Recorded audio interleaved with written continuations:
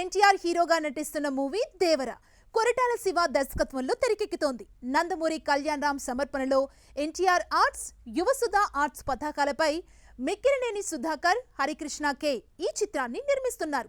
బాలీవుడ్ ముద్దుగుమ్మ జాన్వీ కపూర్ ఈ మూవీతో టాలీవుడ్ కి పరిచయం అవుతోంది. సైఫ్ అలీ ఖాన్ విలన్ పాత్రలో కనిపించనున్నాడు.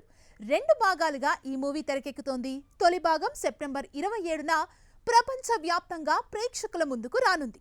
విడుదల తేదీ దగ్గర పడుతుండటంతో చిత్ర బృందం ప్రమోషనల్ కార్యక్రమాల్లో వేగం పెంచింది. ఇప్పటికే ట్రైలర్ ని విడుదల చేయగా రికార్డు వ్యూస్ తో దూసుకుపోతోంది.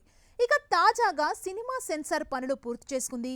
ఈ చిత్రానికి సెన్సార్ బోర్డు సభ్యులు యూఏ సర్టిఫికెట్ జారీ చేసినట్లు సమాచారం. ఈ విషయాన్ని మూవీ యూనిట్ అధికారికంగా ప్రకటించింది. ఈ మూవీలో 4 మార్పులు చేయాలని చిత్ర బృందానికి సెన్సార్ బోర్డు సూచించినట్లు తెలుస్తోంది.